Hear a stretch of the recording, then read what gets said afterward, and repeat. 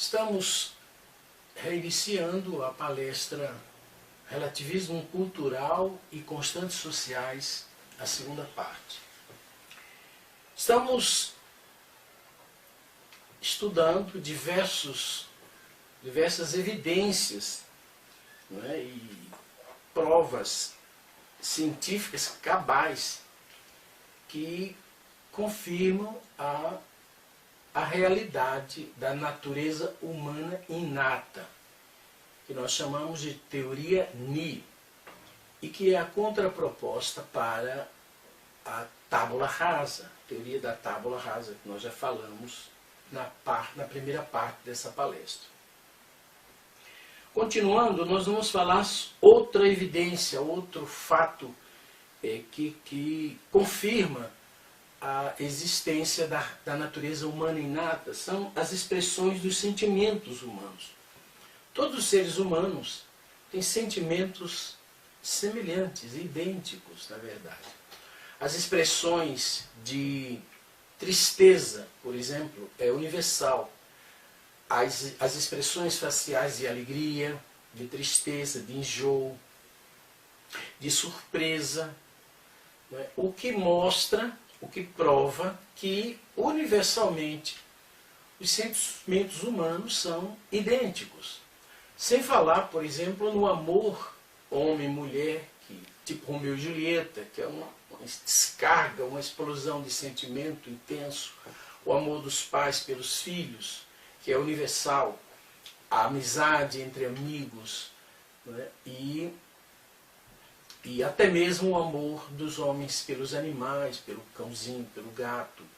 Então são sentimentos universais. Então, a natureza humana, esses sentimentos é um dos elementos intrínsecos, inatos da natureza humana, paralelamente ao psiquismo. O psiquismo e os sentimentos são estudados dentro da psicologia contemporânea como se fossem elementos da mesma natureza. Mas isso não é verdade. O psiquismo ele tem uma dimensão transfísica como os sentimentos, mas o psiquismo tem criatividade, inteligência, conteúdo teórico, enquanto os sentimentos não, são expressões emocionais do ser humano. Ok? Então, essas expressões universais de sentimentos é outra evidência, outra prova cabal da existência da natureza humana original. Outra evidência foi fornecida pelo etnólogo francês Claude Lévi-Strauss, que veio para o Brasil e estudou, pesquisou a tribo dos índios bororóis e escreveu um livro chamado Estruturas Elementares do Parentesco. Então, o Lévi-Strauss provou que universalmente os graus de parentescos foram manifestados em todos os povos, em todas as culturas. Um exemplo bem concreto é a questão do incesto, que todas as culturas proibiram o incesto. Okay? Então, algumas tribos brasileiras dividem a tribo em duas partes, onde um lado da tribo casa com o outro lado, e não podem casar entre si, mas casam um lado com o outro. Isso é um elemento universal. Outra coisa que o Lévi-Strauss observou, assim como o Saussure, a questão da linguística, o Saussure observou que os seres humanos expressam a linguagem com base num sistema binário, tipo frio, quente, alto, baixo, esquerdo, direito. Então isto é uma estrutura básica da linguagem, que é universal também. Outra evidência, ela vem do filósofo norte-americano Noam Chomsky. Chomsky estudou o que ele chamou de gramática gerativa. ele observou e demonstrou que todas as línguas, né, elas têm uma estrutura gramatical única, né, expressam o mesmo conjunto de sentimentos, de situações. Muda o som e a grafia, como a grafia da língua japonesa, chinesa, a grafia da língua árabe, a grafia da língua latina, das línguas indo-europeias da Europa. Muda o som e a grafia, mas a base, os mesmos verbos, adjetivos, substantivos são idênticos em todas as línguas. Assim como os pássaros, um gato, um cachorro, ele late da mesma maneira no mundo inteiro. Um gato mia da mesma maneira. Alguns pássaros cantam da mesma maneira. É um elemento inato a linguagem desses animais, como eles se comunicam. E também para o ser humano, o falar, né, é um traço da sua natureza humana inata. É universal esse traço. São evidências, provas científicas, fatos científicos inquestionáveis. Okay? O ateísmo pode até usar algumas teorias da ciência para tentar anular essa realidade. Mas isto é impossível. Você não pode negar o fato de que o ser humano tem uma natureza inata que o distingue dos outros animais. Em alguns aspectos se distingue entre os próprios seres humanos, mas existe um conjunto de fatores que são universais, onipresentes em todos os tempos, em todos os lugares. Outra evidência foi fornecida por Donald Brown, escritor e pesquisador americano, que escreveu um livro chamado Universais Humanos. Brown, que foi também estudado pelo Steven Pinker, da Universidade de Harvard, no livro A Tábula Rasa, publicada no Brasil pela Companhia das Letras, Brown identificou o que ele chama de traços culturais endêmicos. Todas as culturas desenvolveram elementos culturais idênticos. Culturas que nunca tiveram contato. Okay? Culturas no meio da África, culturas na América do Sul, que desenvolveram elementos semelhantes, como, por exemplo, o arco e a flecha. Okay? E uma série de outros traços culturais endêmicos, não é? Que nasceram ali naquela cultura, embora ela jamais tivesse tido contato na história. Isso é um fato científico absoluto, ok? Que foram externações, exteriorizações da natureza humana inata, como nós já falamos sobre os 3 desejos essenciais da natureza humana, que é educação, família e prosperidade.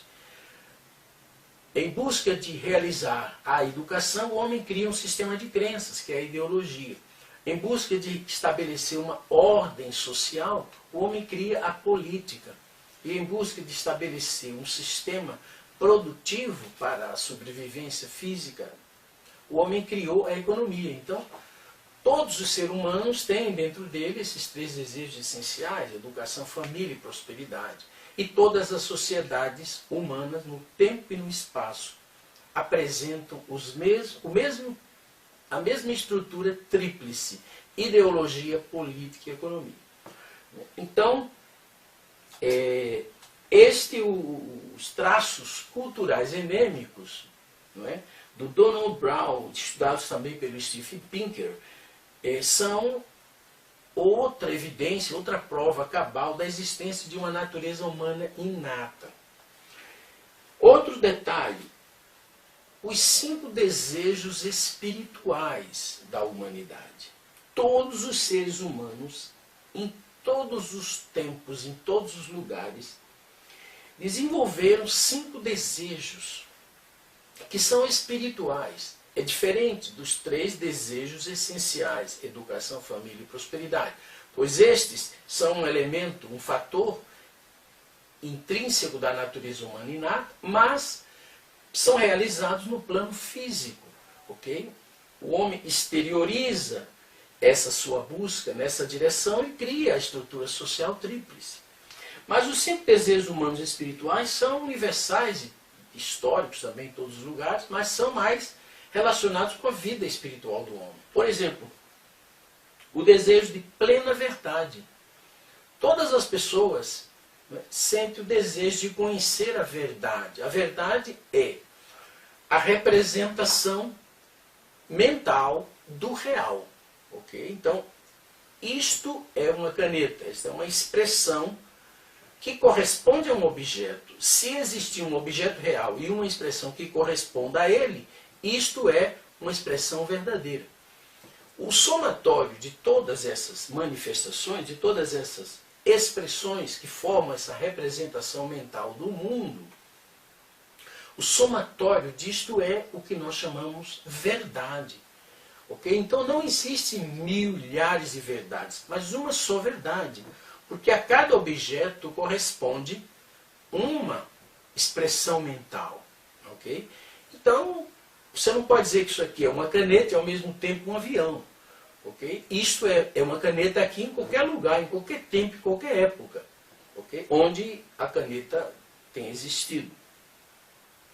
Então, uma pessoa, nós vemos isto hoje, a manifestação desse desejo de conhecer a verdade, mesmo em pessoas que não tiveram oportunidade de estudar, e já aos 70, 80 anos de idade, vão para a escola aprender a ler, ainda mantém o mesmo interesse, a mesma curiosidade, a mesma busca pelo saber, pela verdade, que é um traço universal da natureza humana.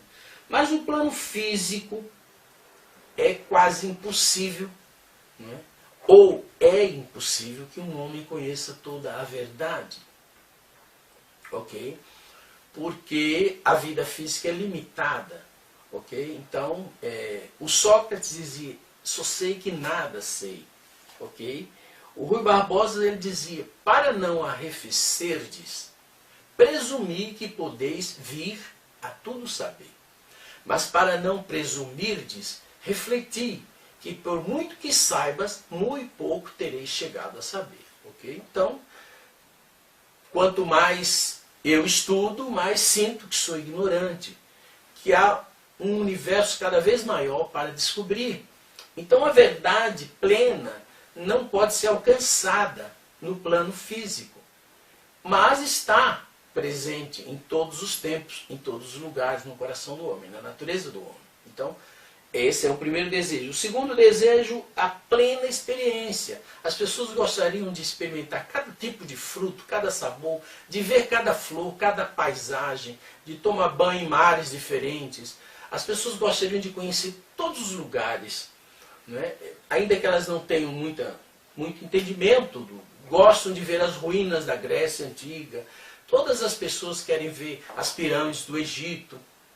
As pessoas querem experimentar o mundo físico. Mas, do ponto de vista físico, isto é praticamente impossível. O ser humano não vai ter tempo para ir em cada lugar, experimentar cada sabor, conhecer cada ponto do planeta. Hoje, através do vídeo, através da TV, do cinema, você pode ver, num tempo muito curto, lugares diferentes, mas isso não é bem diferente da experiência concreta. Outro desejo espiritual da natureza humana, a plena saúde. Todos os seres humanos gostariam de ter uma saúde perfeita, plena, mas do ponto de vista físico, isso não é possível. O próprio estado natural, o processo natural do envelhecimento vai debilitando algumas partes do corpo do ser humano. Mas o desejo existe, é universal e histórico. Outro desejo, juventude eterna. Todas as pessoas gostariam de ser eternamente jovens. Mas mesmo que ela utilize cirurgias plásticas, ela jamais conseguirá realizar esse desejo no plano físico. E por fim, o quinto desejo é a vida eterna. As pessoas gostariam de ter tempo, todo o tempo, para realizar todos os seus sonhos, todos os seus projetos. O desejo de vida eterna é universal e histórico. Não há como você extirpar da natureza humana esses 5 desejos. Mas nenhum deles pode ser realizado no plano físico. Mas é onipresente, universal e histórico no coração da natureza humana, de todos os seres humanos, de toda a história, de todos os lugares. Então esses 5 desejos, se não fossem reais, se o homem não pudesse realizá-los no plano espiritual, na vida, depois da vida física, todo ser humano teria sido criado por Deus, predestinado à frustração. Porque ele tem dentro dele esses desejos, mas jamais realizaria, se não existisse a dimensão espiritual do ser humano. E a natureza humana, inata, ela está inteiramente no plano espiritual. Ela não é uma realidade física. A natureza humana inata é uma realidade transfísica, espiritual, está no espírito do ser humano, mas se manifesta também no plano físico. Ok? Outro traço, outra prova, a natureza mística, ok? Espiritual da humanidade.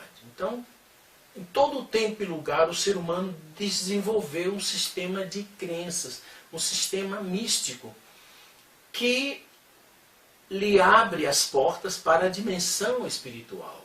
É o fenômeno das magias primitivas, né, e das religiões. Resta saber que há uma diferença entre a religião e a magia. A magia é puro misticismo, okay? Mas a religião, ela só é religião porque ela tem o sentido de religar. Religião é aquela que admite um rompimento, uma ruptura na relação homem-deus. E por isso a religião, ela busca o religamento. A magia não. Para a magia nunca houve uma ruptura, nunca houve uma queda do homem. Okay? Essa é a distinção fundamental entre magia e religião. Mas a natureza mística do homem, ela é universal. O homem busca cultivar comportamentos e ideias relacionadas com a vida espiritual. Por isso, a religião é um fenômeno histórico e universal, porque ela é uma manifestação da natureza mística, do desejo místico do homem. Assim como o impulso horizontal homem-mulher é universal e histórico, o impulso vertical homem-Deus é também universal e histórico. São elementos inatos da natureza do ser humano. Não são coisas físicas, ok? Mas são reais, estão presentes na natureza humana. Ok? Outro ponto, o Edmund Wilson, muito famoso pelo livro Da Natureza Humana, onde ele procura exatamente negar a existência da natureza humana inata, ok? E classificar o homem como um animal, né, psicoemocional e tal. Porém, essa argumentação que a ciência teísta tem desenvolvido, a psicologia, a sociologia, para negar a natureza humana inata, na verdade é puro sofisma. É uma argumentação sofismática que tenta ocultar os fatos que nós estamos analisando nesta palestra. Ok? Então, o homem é um ser moral. Ok? Universal e historicamente, o homem expressa um conjunto de valores semelhantes, como, por exemplo, a valorização da vida e a proibição de matar, ok? Entre outros sentimentos, né? E valores que deram origem aos códigos morais que estão presentes universalmente nas religiões, né? Nos movimentos místicos, na religião e na magia. Você mesmo na magia você encontra alguns valores universais, ok? A diferença também entre a magia e a religião é que a religião, ela é para conectar com Deus, ela conduz o homem sempre para a verdade, o amor e o bem. Enquanto que a magia não, ela conduz o homem, por um lado, ela fala em verdade e bem, mas se propõe a morte, propõe a violência, como acontece com o islamismo, com o Corão, por exemplo, que lá tem uma série de ordens de Alá, que permite o indivíduo estuprar, matar, decapitar e coisas semelhantes. Então, isso revela uma dimensão do islamismo como magia, não como religião monoteísta bíblica. Okay? A lei é não matarás. Okay? Então, o homem é um ser moral. Okay? E por isso, esse conjunto de valores morais que forma uma espécie de código universal de valores, está presente nas tribos primitivas da África, da ameríndias, europeias, e está presente hoje em toda a sociedade humana. Uma pessoa ateísta, ou comunista, ela tende, pela pressão teórica, pela pressão do grupo, a negar que existe uma moralidade, como faz, por exemplo, o comunismo através do movimento da pós-modernidade, o relativismo cultural, que nega a existência de uma moralidade única, universal. Porém, é mais uma argumentação sofismática, ok? São os mesmos conjuntos de valores que dão origem, não é? E criam o grude social, a coesão social que mantém a sociedade viva, são exatamente esses valores morais, essas constantes sociais. Ok? No ser humano você tem sensibilidade, inteligência, criatividade e moralidade. Ok? Então, esses 4 elementos, sensibilidade, inteligência, criatividade e moralidade, são também observados na natureza, entre os animais. Ok? Existem animais que têm um padrão de moralidade, um padrão de altruísmo, por exemplo, surpreendente, como é o caso do salmão. Né? E também existem animais que têm uma certa criatividade. Ele cria, algumas aves, ela cria um pequeno gancho para coletar larvas ou formigas.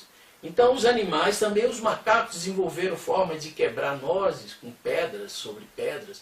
Então há uma criatividade também nos animais, mas muito limitado. Há uma sensibilidade. O amor está onipresente na natureza. Ok? A inteligência também, o psiquismo. Não é? Um macaco que tenta alcançar uma banana colocando caixões um em cima do outro, expressa uma criatividade na solução de problemas. Okay? Mas é no homem que esses 4 elementos, sensibilidade, inteligência, criatividade e moralidade, é no homem que se manifesta com plenitude. Okay? Se não tivesse ocorrido uma ruptura entre o homem e Deus, okay, também o homem não teria perdido o amor, a verdade. Okay? Mas hoje, quando você olha para a sociedade humana, você vê uma cultura híbrida. De mentira e verdade, bem e mal, guerra, paz, etc. Por quê? Porque a natureza humana está dividida. O ser humano tem dentro dele 2 tendências opostas. Ok? A verdadeira religião tenta levar o homem mais para o lado do bem, da verdade, do amor. Enquanto que a magia mistura tudo. E ela está adaptada a essa cultura híbrida. Né? Uma cultura verdade, uma cultura mentira, bem e mal misturados. Okay? Então, por causa dessa natureza dual, conflitada, o homem continua exercendo a sua sensibilidade, sua inteligência, sua criatividade e até sua moralidade, só que em direções contrárias, opostas. Porque dentro da natureza dele existe o bem e o mal, ok? Por causa da queda do homem. E esta é uma das razões porque Jesus apareceu na Terra como Messias, Salvador, Libertador. Jesus veio à Terra, como diz São Paulo, para eliminar esse conflito interior, né, que o Freud chamou de conflito intrapsíquico. Ok? Enfim, com este último exemplo, né, a teoria do animal moral, sensibilidade, etc., nós encerramos o conjunto de evidências e provas da realidade da natureza humana inata. Okay? Então, a teoria da tábula rasa é falsa. Ela diz que o homem é um produto do meio social, que a mente do homem é uma folha de papel em branco, aonde as experiências sociais vão sendo impressas em seu cérebro. Okay? Na sociologia natural, que é a área das ciências sociais, da ciência deusista, o ser humano é um ser bidimensional, tem um corpo físico e um corpo espiritual, e é na dimensão espiritual do homem que está a sua natureza humana inata. Ela é inata e será sempre assim. O homem tem uma natureza original que orienta o seu comportamento. Existem alguns elementos característicos de uma determinada cultura que diferencia um pouco de uma para outra, e existe aquele conjunto de elementos e fatores, não é, inatos da natureza humana que são universais e históricos. Ok. Então, demonstrada a realidade científica da natureza humana inata, não é, nós podemos, a partir daí, chegar então à teoria das constantes sociais. Okay? O que é uma constante social? Constantes sociais são ideias e valores históricos e universais da natureza humana inata. Okay? Principalmente a questão dos valores morais, que, não é, que esses valores é o que mantém, né, a coesão social. São traços civilizacionais. Okay? Sem esses valores morais não há civilidade, não há civilização. São normas de convivência e normas de etiqueta, onipresentes em todas as culturas, independente do seu nível tecnológico, artístico e etc. Okay? Então, em todas as sociedades, elas têm a mesma estrutura devido aos 3 desejos da natureza humana essencial. Elas buscam elementos físicos e transfísicos, que todo ser humano tem esses 5 desejos espirituais dentro dele.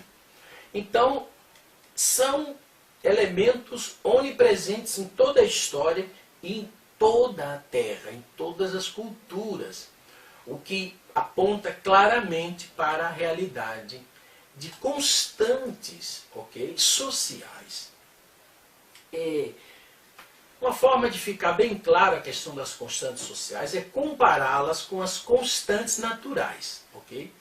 Nós sabemos que o universo inteiro, o mundo, a física, a biologia, a química, etc., é regido por leis naturais. Essas leis não são mutáveis, elas são imutáveis. Okay? A teoria da sintonia fina, ela já identificou mais de 2 milhões de constantes naturais. São relações matemáticas, físicas, químicas, biológicas, etc., até ecológicas, que não podem ser alteradas. Qualquer alteração numa constante natural desequilibra o universo. Como já falamos, a inclinação do eixo terrestre. Ela tem uma inclinação tal que, se você mudar qualquer coisa, modificaria completamente o planeta Terra. A proximidade da Terra e do Sol modificaria completamente a aparência da Terra. A taxa de nitrogênio de 79% e a taxa de oxigênio de 21% aproximadamente é uma constante natural. Okay? A taxa de salinidade dos oceanos é 0,6%. Se aumentar, desintegra a membrana celular. Não haveria seres vivos no oceano. E essa taxa de 0,6, apesar dos rios estarem continuamente levando sais minerais para o mar, a taxa é mantida inalterável ao longo de milênios. Então, as constantes naturais são absolutas.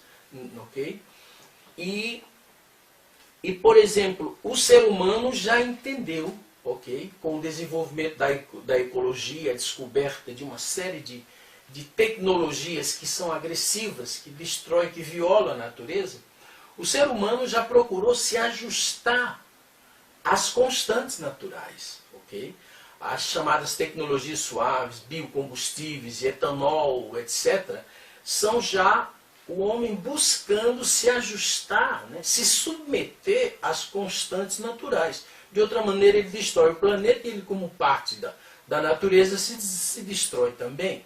Okay? Então, a humanidade entendeu já a importância de ajustar sua conduta dentro dessas constantes naturais, dentro das leis da natureza. O movimento ecológico levou a isso. Okay? Então, você tem... no mundo natural, ele é regido por constantes naturais, ok? E a preservação desse mundo, do mundo natural, ela exige dois princípios. Ela está baseada em dois princípios fundamentais. O primeiro princípio é a lei da reciclagem, ok? Na natureza não existe o conceito de lixo. Tudo é reciclado. Porque lixo é coisa do homem híbrido, que tem essa tendência para o bem e para o mal. O lixo é uma coisa do ser humano. A natureza não produz lixo. Ela recicla tudo. Okay? O ser humano entendeu. Okay? E criou, então, colocou em prática esse princípio da reciclagem que a própria natureza já utiliza. E agora você vê uma série de ONGs trabalhando com a reciclagem de papel, de plástico, de vidro, etc, etc. O homem está se ajustando a esse princípio da natureza, ok? E a preservação das constantes naturais também exige outro princípio, que foi já implantado mundialmente, praticamente em todos os governos, que é a lei da educação ambiental, ok? Então o princípio da reciclagem e o princípio da educação ambiental são duas leis, né, que já foram adotadas por muitos governos do mundo inteiro, ok? Então a preservação do mundo natural exige dois princípios, a prática universal de dois princípios. A lei da reciclagem e a lei da educação ambiental, que já virou lei. Okay? Mas, como nós dissemos antes, a família é uma unidade dual, natural, como o leão é a leoa, o elefante é a elefoa, enfim. Toda a natureza é dual. E o ser humano, o homem e a mulher, são uma unidade dual da natureza. É o pináculo, ok? Dentre as unidades duais. Mas é um elemento natural. E assim como na natureza as espécies se atraem, né, dentro da mesma espécie, macho, fêmea, etc., também o homem e a mulher se atraem. E ao se atrair, naturalmente formam um casal. E ali surgem filhos, e ali surge essa estrutura familiar padrão. Os leões, as hienas, os elefantes, todos estabelecem esse padrão, ok? Que é natural. Então, a família não é uma invenção artificial do ser humano, como diz o Marx, como diz o Engels, como diz os comunistas e os ateístas em geral, que a família natural, ela desaparecerá da Terra. Isto é um absurdo. A afirmação desta ideia absurda é um resultado puro e simples da ignorância. O ateísmo, ele cega o indivíduo. O sujeito não enxerga o óbvio. Okay? Então a família é uma unidade dual, um casal que dá origem aos filhos. E aí no processo surge a sociedade. E a sociedade, se você junta várias famílias naturais, vivendo num ambiente comum, ok? Ali se forma uma tribo, um clã, uma tribo, ali surge uma sociedade. Mas se uma célula natural forma um corpo natural, uma família natural forma uma sociedade igualmente natural. Okay? Daí o nome sociologia natural, a sociedade orgânica. A natureza da sociedade, ela é orgânica.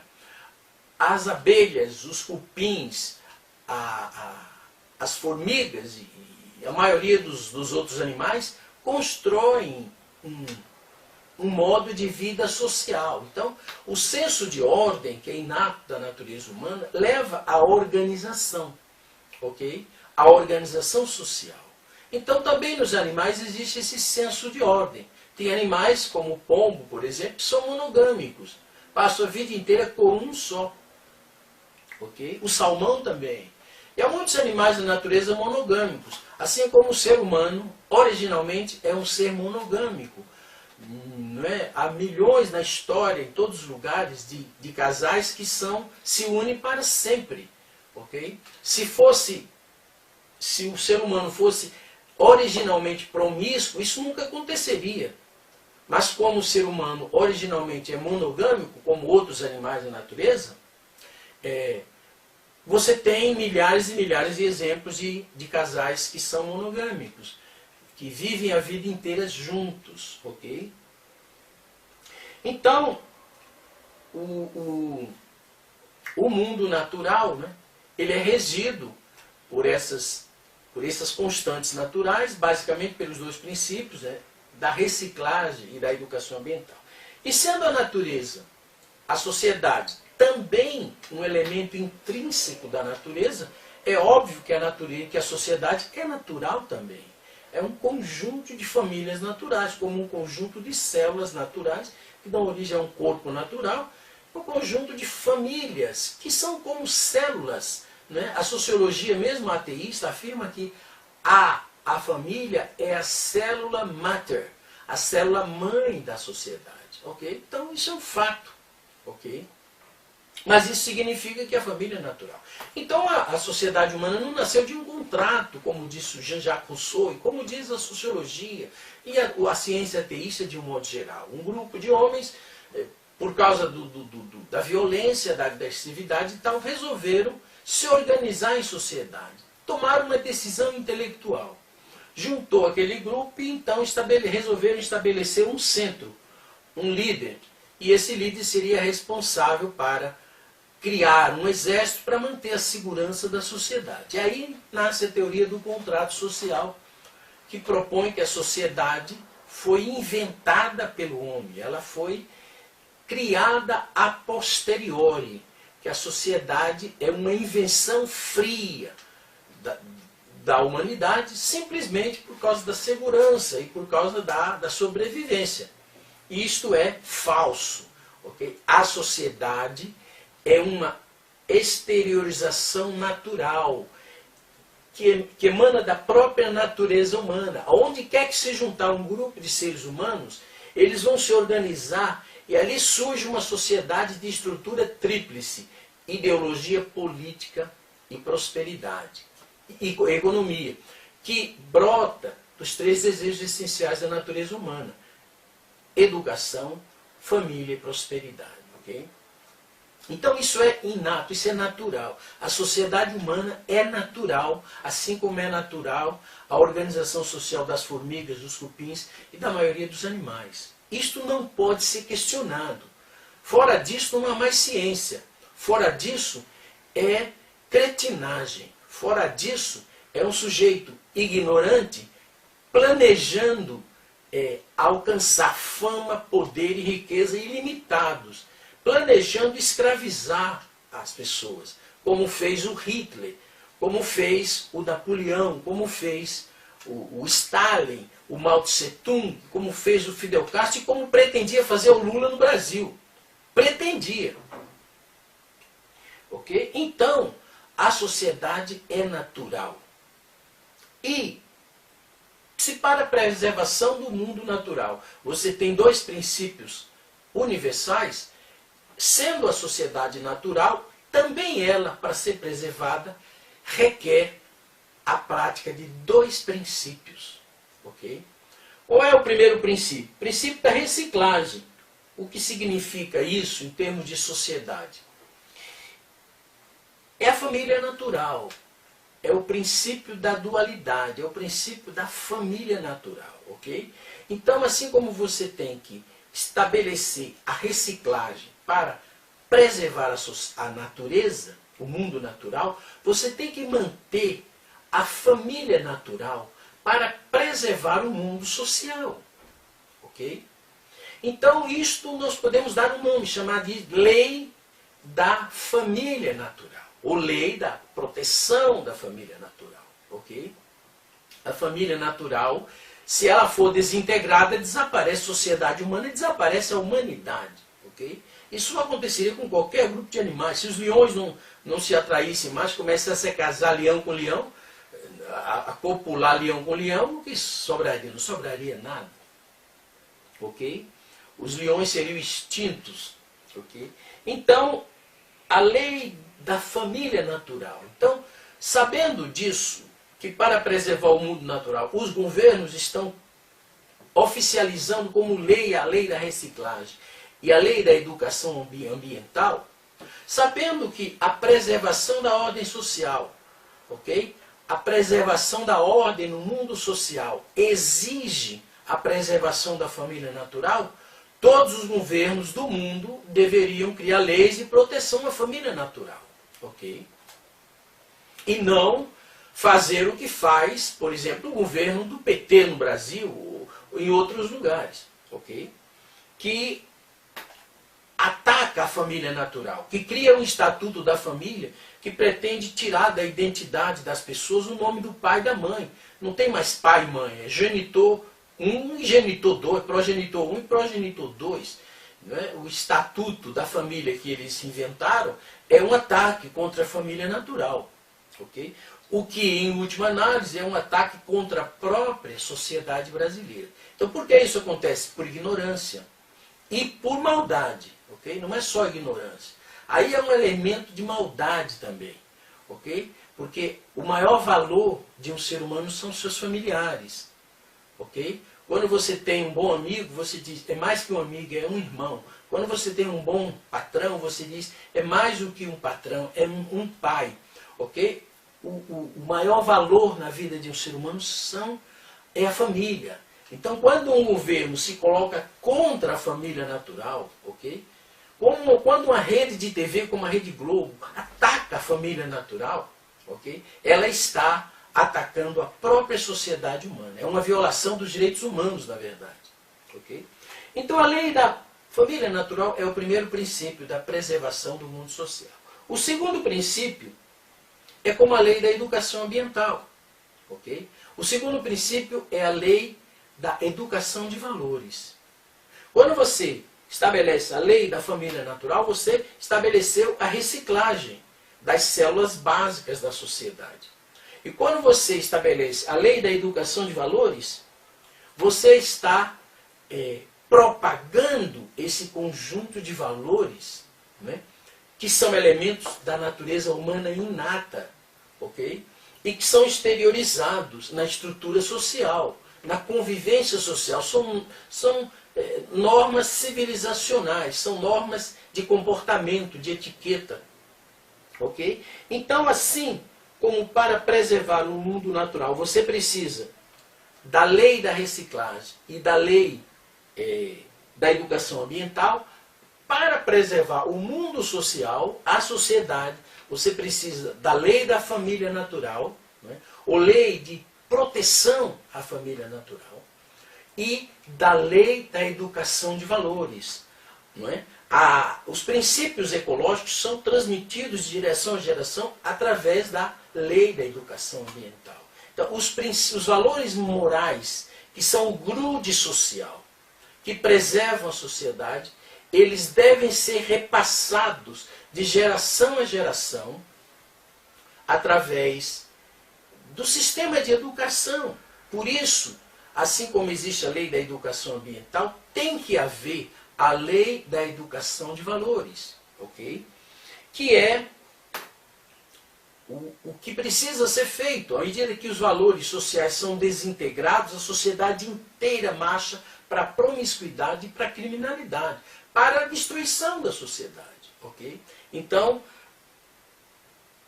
Este estudo nós chamamos de etopedagogia, ok?